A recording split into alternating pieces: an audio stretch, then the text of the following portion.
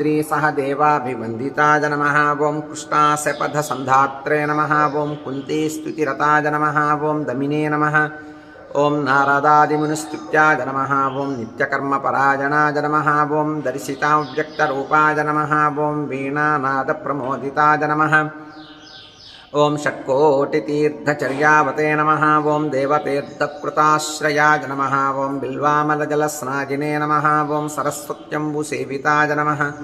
ॐ तुम्बुरोदकसंस्पर्शजनच्चित्ततमोपहाय नमः। ॐ मत्स्यवामनकूर्मादितीर्थराजाय नमः। ॐ पुराणभृते नमः। ॐ चक्रध्येयपदाम्बुजाय नमः। ॐ शङ्खपूजितपादुकाय नमः। ॐ रामतीर्थविहारिणे नमः। ॐ बलभद्रप्रतिष्ठिताय नमः। ॐ जामदग्नसरस्तीर्थजलसेचनतत्पिताय नमः। ॐ पापापहारिकीलालससुस्नाताखविनाशनाय नमः। ॐ नभो गङ्गाभिषिक्ताय नमः। ॐ नागतीर्थाभिषेकवते नमः। ॐ कुमारधारातीर्थस्थाय नमः। ॐ वटुवेशाय नमः। ॐ सुमेखलाय नमः। ॐ वृद्धस्य सुकुमारत्वप्रदाय नमः। ॐ सौन्दर्यवते नमः।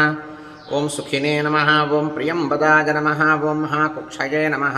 ॐ इक्ष्वाकुकुलनन्दनाय नमः। ॐ नीलगोक्षीरधाराभुवे नमः।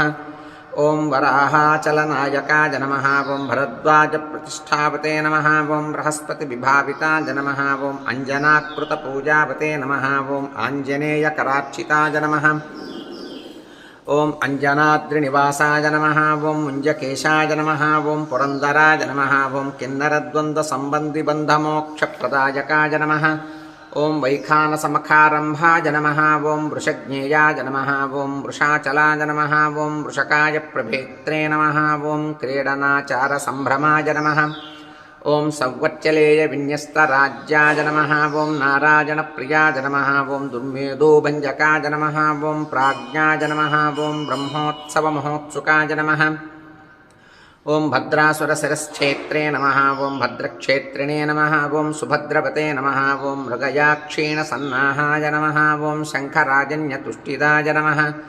ॐ स्थाणुस्ताय नमः। ॐ वैनतेयाङ्गभाविताय नमः। ॐ अशरीरवते नमः। ॐ भोगेन्द्रभोगसंस्थानाय नमः। ॐ ब्रह्मादिगणसेविताय नमः।